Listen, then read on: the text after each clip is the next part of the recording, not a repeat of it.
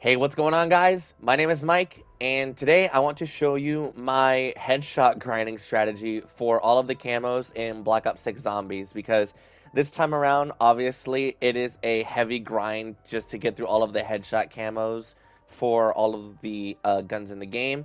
So I want to try and help by making it seem as easy as possible. So first thing, obviously, when it comes to your loadout, completely preference based. Obviously, your loadout weapon is going to be whatever you're bringing in, as well as your melee. Personally, I would recommend Ether Shroud as a field upgrade with some of the augments that just help out with better survivability, and nades and gobblegums are at your own discretion. For specifically the actual Mystic camo or Mystic Gold camo, which requires 15 Massacre medals, I would recommend having Killjoy to spawn an insta-kill if you happen to end up being in the later rounds with a bad gun, but other than that, completely preference on what you want to run. So let's go ahead and just hop into a game. Now, obviously this is going to be for Liberty Falls, just because this is the most efficient map to do it on. With the recent nerf to the Terminus strategy with the movable boats, Liberty Falls is no doubt going to be the best way for you to grind out headshots very easily. And I'm also going to be showing you the strat with not using the Rampage Inducer. You can totally turn it on if you would like to, but currently of testing and research still going around on if it limits your XP or if it limits your gobblegum earnings, and especially with the double XP weekend going on right now with double everything at the moment, I'm just gonna keep on leaving it off. So you can totally actually turn it on if it ends up getting proven in the future that it doesn't actually change anything. So yeah, let's go ahead and just get into the actual gameplay. So first things first, I would also just recommend that when it comes to zombies in particular, without Deadshot having been gotten, just turn your ADS aim assist off. It's gonna further just increase your further control of your aim, and always look for the zombies that are in the open level just as it is. There's another one that can spawn right there. There's one that can be in this car, and just go for the headshots because that's easy extra points. Also go ahead and bash, and see, here we go, easy dead shot. Always bash this vending machine because there is a chance that you could get a free pack-a-punch, a free perk, a free ether tool upgrade, or there could also just be a chance that you get nothing. But it's always good just to bash that vending machine over there to see what you can get. And because I ended up getting a Deadshot daiquiri this early, I actually am very well ahead of schedule, but I'll still show you what my strat involves to get Deadshot daiquiri, because if you've played the map, you know that there is actually no Deadshot daiquiri perk machine, and you need to wait for the Wonder Fizz machine to spawn on top of the bank. So with this strategy, you do not need to wait that long at all, and you can actually get Deadshot daiquiri as early as round 5, or really as early as you want, as soon as you can get up to the church area of the map, and also buy the PGM sniper off the wall. So what's going to end up happening here is, oh dude, this freaking game is going so, like, actually perfect for a video. This is awesome. So the next thing that I want to show you is a 1,000 points Easter egg, specifically with utilizing the double points for the 1,000. So when you're over here on this side of the map, you want to go ahead and just wait for a double points if you're lucky. You don't have to if you don't want to, but utilize the double points to get this bonus points power up to get 8,000, and that is just going to be a huge boost to your early game point grind here. And we're just going to go ahead and keep on pushing directly toward the church, towards the end of the map. All right? So what the strategy actually involves is going to be going up to the top of the bank right here, and we are just going to set up in a camping spot. It's not foolproof. You do need to actually actually pay attention and keep your survivability up, but it is no doubt the best place to get spawns, because I was using the Liberty Lane strat up until a few days ago, and no doubt that it is actually a very good place for spawns, but because it's a training spot and not a camping spot, usually you will have to end up waiting for them to get into a horde rather than just killing everything that kind of gets in front of you, and that does waste a little bit of time. So what I actually ended up just doing, because I know I haven't actually talked about it, is if you throw a nade at one of the heads that's at the spire up there, it'll spawn in a bunch of salvage, a bunch of extra points, and that can get you really far ahead again on your overall resource grind here. And you can also get a green wrench, which is absolutely perfect. So we're just going to keep on going here, and that is terrible. No biggie here though, because we have a self-revive on spawn and solo, absolutely perfect. But yeah, once you kind of get things going, and I lost the dead shot, so I can actually just show you all how it's gonna work anyway, which isn't. I just actually completely lost it, but it's fine. What we're gonna be doing now is, like I said, the PGM sniper over here on the wall. It is a bit of a point investment, but you can think of it as actually just buying the Deadshot Daiquiri perk. So it's 2,000, and it's going to be 3,000 if you end up waiting long enough and it actually turns to blue. So just be mindful of that. You're going to be wasting a few more points if you don't get it early enough. But you can grab it and bring it over here to the back of the cemetery. I would recommend doing this Easter egg, you know, in between rounds so that you don't actually end up getting hit or bothered throughout the entire process. And let's see, we're going to go ahead and end the round here really quick. And you're going to take the sniper or any other gun if it's good at just long range sniping, and you are going to shoot each of these cans back here on the fence. And if you do it all without missing and within a short time limit, you will get a free Deadshot Daiquiri perk. Just as easy as that. Now I just need one of those daggy Hawaiian shirts. So, like I said, you can do it with any gun, but I would actually recommend doing it with the PGM sniper or with a marksman rifle, or if you're doing the snipers themselves, obviously to utilize those to your advantage, because doing it with a rifle or an SMG especially, they have aim assist as well as bullet drop, so it's going to be difficult to hit those. And I think a couple of the weapons in the game also don't have a select fire, so it's going to be even harder to do that if you don't pick up the sniper. So just to make it easier on yourself, just utilize the point investment, get the PGM, and go ahead and start pushing for that Deadshot Daiquiri Easter egg, because not only is Deadshot Daiquiri going to make it auto-aim to the head, you're also going to be doing much more damage if you have the augments unlocked for the perk. So, yeah, that's how things kind of easily set up here. And I'm actually also ahead of schedule on salvage as well. Salvage is something that you're gonna just kind of get used to as you're pushing through the rounds. And by this point, by like round 5, 6, or 7, I would advise having a blue gun as well as Pack-a-Punch level 1 at bare minimum. And if you do have the extra the points, to go ahead and buy speed cola, because obviously when it comes to camping, you're gonna want speed cola.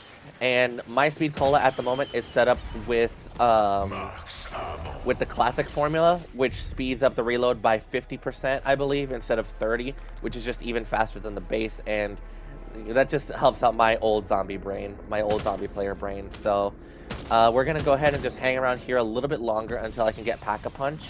And you can utilize the SAM trials if you would like to, just to get some extra points, but they're not necessary for the strategy. And truth be told, I have kind of started to feeling like they're kind of a bit of a point waster, just because, especially in the early rounds, they don't give too much good stuff, but they're totally okay to do if you feel like actually doing them.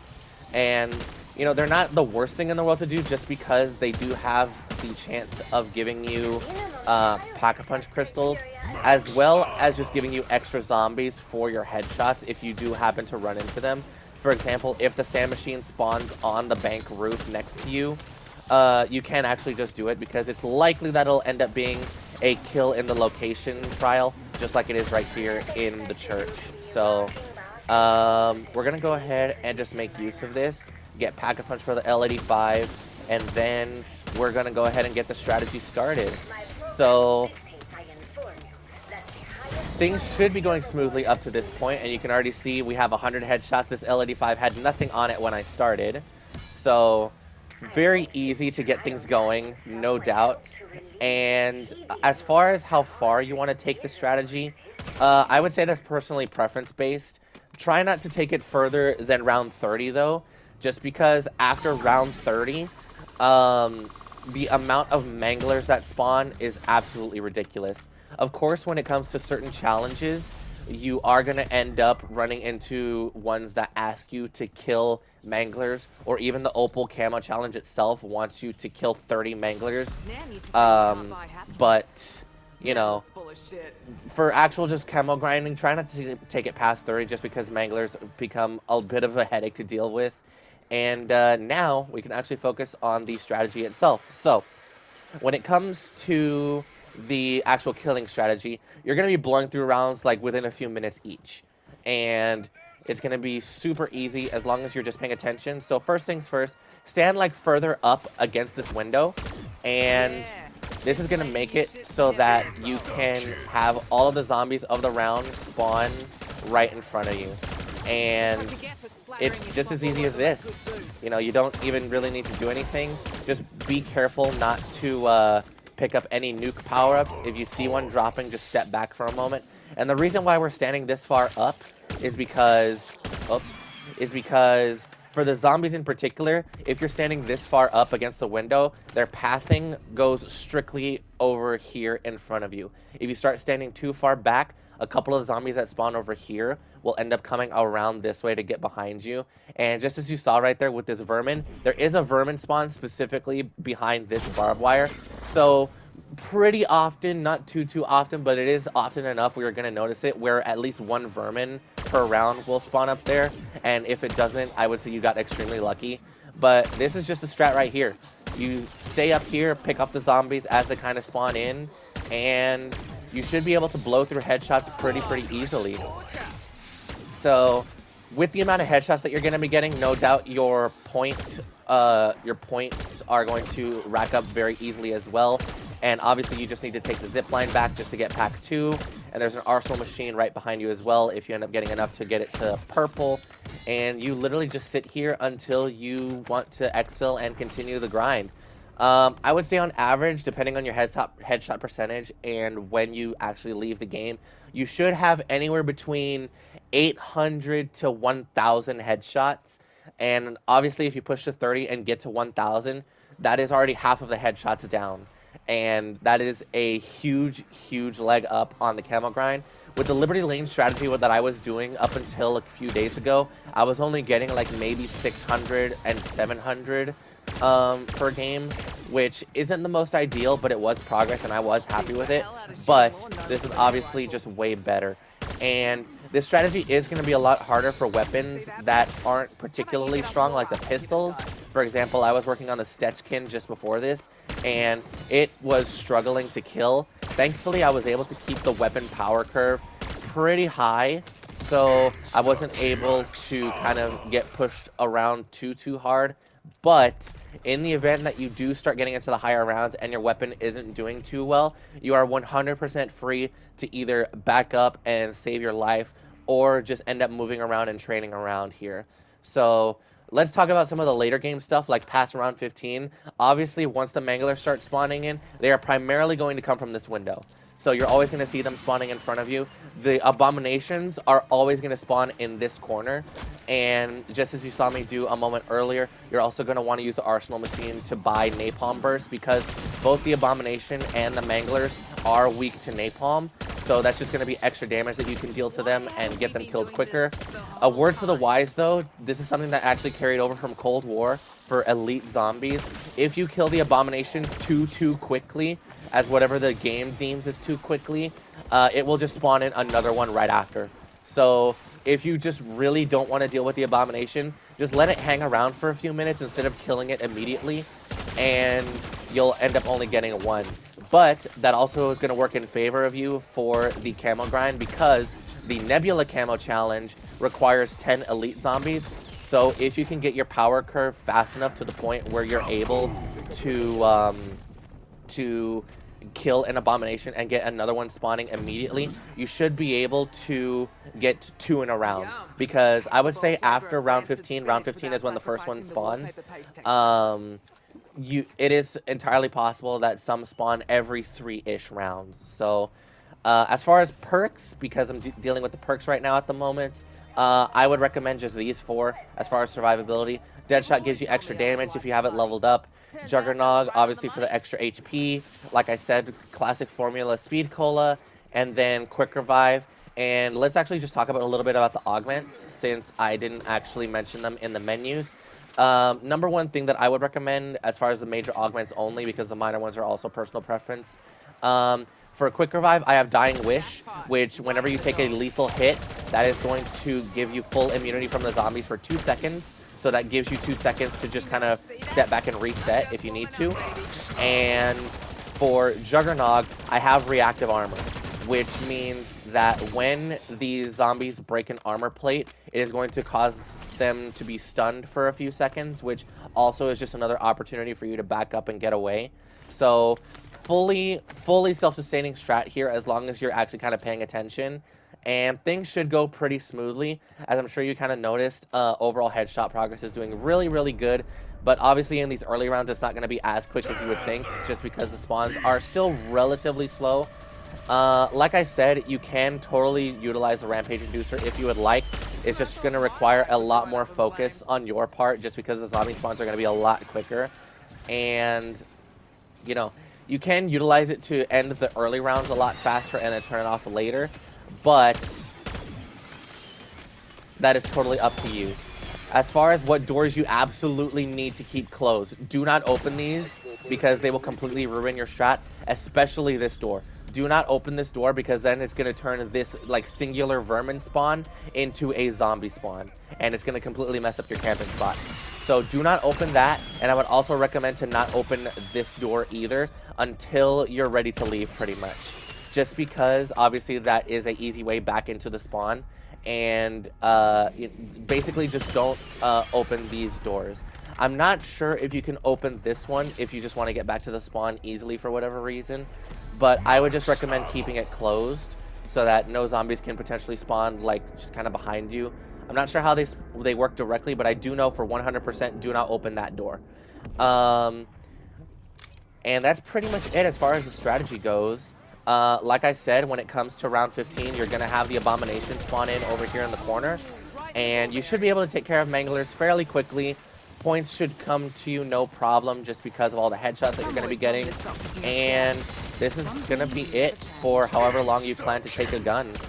So we're just going to go ahead and stick around here for a couple more minutes, hopefully just show you how a Abomination round works.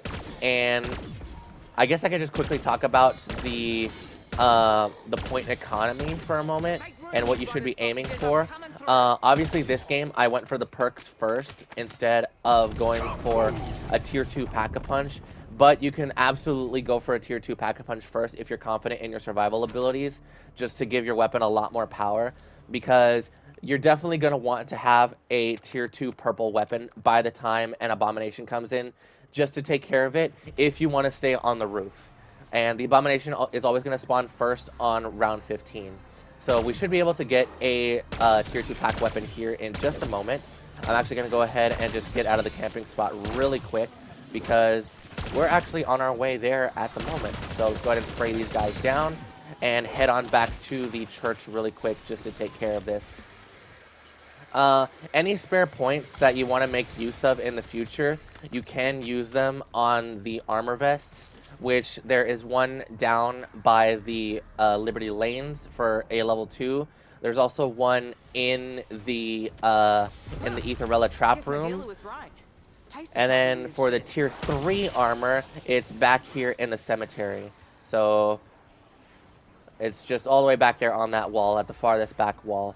The level 2 armor is 4,000 points, and the level 3 is 14,000 if you do not buy the level 2 first. If you do buy the level 2 first, it's 10,000, so it's just a cumulative cost.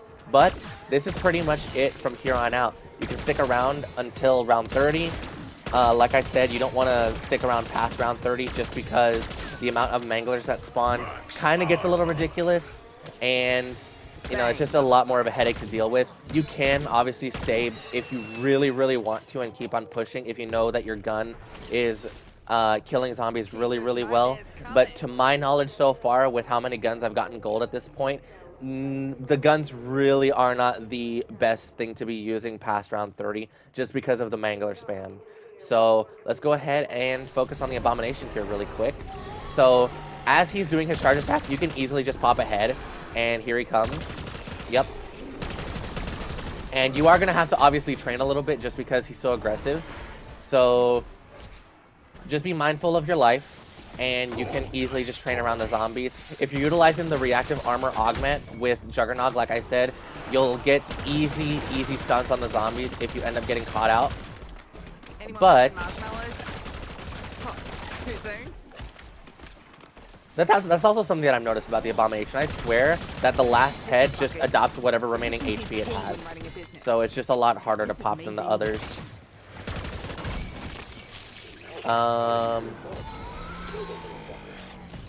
When he charges, that's your opportunity to kill him, and that's it. That's absolutely it. So, didn't kill him quick enough for another one to respawn, but that is the entire strat in its full glory.